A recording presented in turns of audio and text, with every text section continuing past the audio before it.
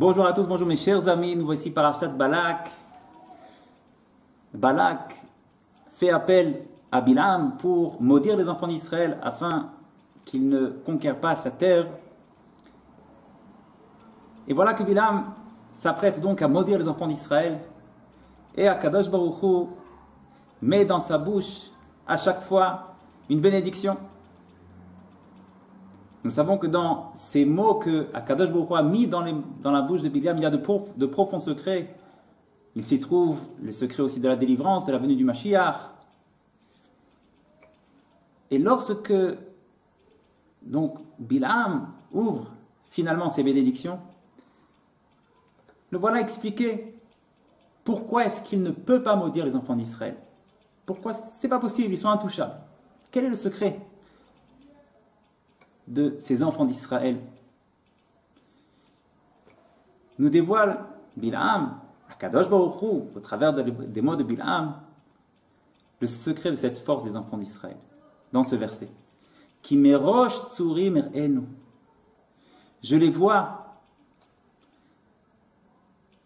de la tête du rocher, ou migvaot ashurenu, je les regarde de leurs collines. En am levada dishkon, ils sont un peuple solitaire. Ou bagoim lo itrashav, ils ne prennent pas en considération les peuples qui les entourent.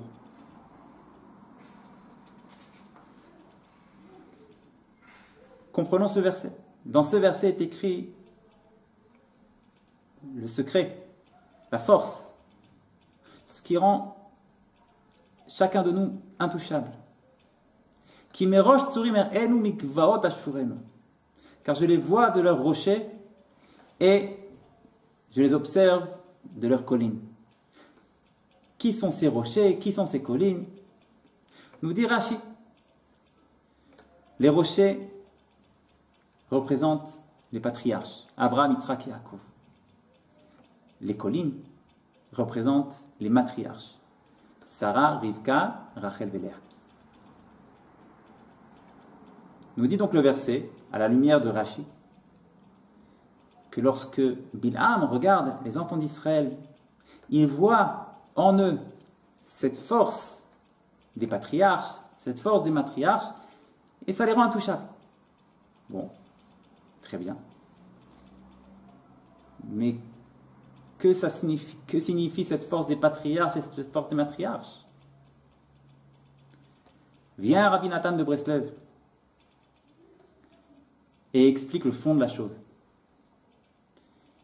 Et nous dévoile que quelle est cette force particulière, quelle est cette lumière des patriarches et des matriarches que Bilam a vu briller dans les enfants d'Israël et qui les a rendus intouchables. On ne peut pas les maudire. Combien on veut, c'est pas possible. Nous dit Rabbi Nathan de Breslev, méditons. Qu'avaient les patriarches? Qu'avaient les matriarches? La Torah, ils ne l'avaient pas. Ils ne l'avaient pas encore reçue. Alors qu'est-ce qu'ils avaient? L'histoire des patriarches, l'histoire d'Abraham, de Yitzhak, de Yaakov, des matriarches, de Sarah, Rivka, Rachel, Léa, c'est une histoire de cœur qui était animée de volonté, de bonne volonté. C'était ça les patriarches, c'était ça les matriarches. Torah, ils n'avaient pas. Mitzvot, ils n'avaient pas. Qu'est-ce qu'ils avaient? Leur volonté. Ils voulaient donner satisfaction à Hachem. Ils voulaient découvrir Hachem. Ils voulaient faire découvrir Hachem. Ils voulaient mettre à bas le mensonge de la créature qui nous entoure, de la création qui nous entoure, et qui semble dire qu'elle vit toute seule. Les arbres vivent toutes seuls, les animaux tout seuls, tout seul. Mensonge. Les patriarches ont regardé ça. Abraham, Yitzhak, Yaakov, les matriarches, Sarah, Rivka, les bonnes Shalom. La Torah, tu ne nous l'as pas encore donnée, mais on veut. On veut te dévoiler. On veut te dévoiler à nous-mêmes. Dans nos vies, dans nos heures, dans nos soucis, dans nos bonheurs. On veut te dévoiler aux autres, on veut te dévoiler. Nous dit Rabbi Nathan de Breslev, c'est ça, cette lumière des patriarches et des matriarches, ces rochers et ces collines que Bilam a vu dans les enfants d'Israël. Il a vu, ouah, ça c'est un peuple qui veut donner satisfaction à Hachem. Ça c'est un peuple qui veut trouver Hachem. Je ne peux rien contre lui. Je ne peux rien.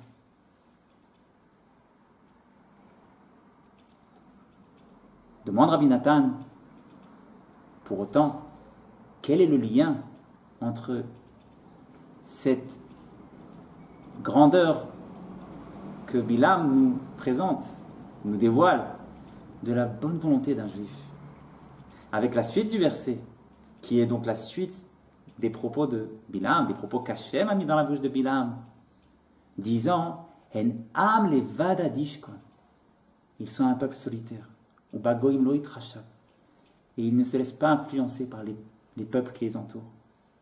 C'est des gens à part. En quoi est-ce que ça se lie avec le début du verset? C'est la même phrase. Dans la même phrase, il, a priori, lit deux idées différentes. Pourtant, il doit y avoir un lien. Nous dit Rabbi Nathan de Breslev, il y a un lien. Oh, combien ces deux notions sont liées l'une avec l'autre, servent l'une l'autre.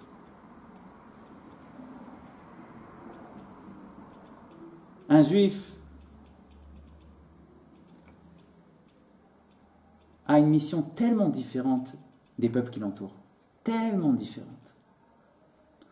La profession d'un juif n'a rien à voir avec la profession du monde qui l'entoure, même s'il est dans les mêmes bureaux, même s'il a le même titre.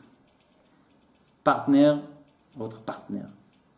Lui, directeur commercial, lui aussi directeur commercial. La même étiquette. Mais la profession n'a rien à voir. Celui qui a l'étiquette de partenaire ou la carte de directeur commercial dans le monde, sa fonction, c'est directeur commercial. Chez un juif, ça n'a rien à voir. Chez un juif, sa vraie profession s'intitule dévoiler Akadosh Baruch Hu dans ce monde qui s'appelle partenaire, dans ce rôle qui s'appelle directeur commercial. C'est ça ta vraie profession. Quand tu arriveras en haut, on ne te demandera pas pourquoi tu n'as pas fait 3 millions de chiffres d'affaires, pourquoi que 2, pourquoi tu n'as pas réussi à relever ce contrat ou celui-ci, pourquoi est-ce que ce client est parti. Tu peux être sûr, et tu le sais déjà, on ne te demandera pas ces questions-là. Alors, quelles questions? En revanche, on te demandera, mais dis-moi, est-ce que tu as dévoilé Hachem dans tes contrats? Est-ce que tu as remercié Hachem pour tes contrats? Demandé à Hachem de t'aider en cas de crise? Toutes ces façons-là de dévoiler la présence d'Hachem là où tu étais, tu l'as fait? As-tu fait une mitzvah ici? As-tu fait une bracha ici? As-tu levé les yeux vers le ciel? Ça, c'est ta profession. Ça, c'est ta mission. C'est vrai que tous les deux, on a l'étiquette partenaire, mais on n'a pas du tout la même profession. Pas du tout. Mais on se ressemble tellement. C'est la raison pour laquelle si un juif ne se sait pas différent, si un juif ne sait pas avoir ces moments de solitude, ces moments où il revient à lui-même, où il revient à sa vie, où il revient à sa mission, où il revient à sa raison d'être, eh bien, finalement, de proche en proche, les volontés juives qu'il a au fond de lui vont être recouvertes par les volontés du monde. Celle de junior devenir senior, de senior devenir partenaire, de ci et de ça, et de peut-être changer de société. Comme tout le monde. Mais tu n'es pas comme tout le monde. Comment une personne renoue jour après jour avec ses vraies volontés, avec les volontés qui correspondent à sa mission, à sa vie ici, à sa raison d'être? ce pourquoi il a été envoyé. Ça dépend de la fin du verset. En am levad adishkon, c'est un peuple solitaire. Baboim lo itrashav, qui ne regarde pas autour. Et c'est la raison pour laquelle nous remarquons quelque chose d'assez exceptionnel lorsque nous lisons l'histoire de nos patriarches, matriarches. C'est que nous voyons que tous étaient bergers. Abraham, berger. Yitzhak, Yaakov, berger. Moshe, berger. David, berger. Rachel, bergère. Bergers, tous bergers. Pourquoi? Pourquoi tous bergers? Par hasard? C'est par hasard? Non, il n'y a rien de par hasard. C'est parce qu'ils savaient que pour trouver la vérité, il faut s'extraire. Pour revenir à soi, revenir à qui on est. Je ne suis pas pareil. Je dois trouver, sans arrêt renouer avec qui je suis, ma vraie mission. Pour ça, je dois être solitaire. Ah, mais on ne peut pas être berger, on ne peut pas être bergère. Nachon. Nous dit Rabbi Nachman de Breslev, pour ça, il n'y a pas besoin d'aller habiter à Honolulu ou sur une des îles de Martinique. Non. Il suffit de consacrer un moment par jour, 10 minutes, 20 minutes, une demi-heure, seul. Les Vada d'Ishkon, seul. Fermez le téléphone, fermez les portes, seul. Revenir à toi. Renouer avec ta vraie volonté de réussir ta vraie profession, ta vraie carrière, celle de nouer avec Hachem, lien après lien, dévoiler Hachem dans ta vie, autour de toi, à tes enfants. Renouveler tes volontés, leur donner une nouvelle vitalité pour réussir la journée qui se présente devant toi, réussir la vraie réussite, celle qui est une réussite pour toi juif, qui n'a rien à voir avec la définition de réussite pour un non-juif.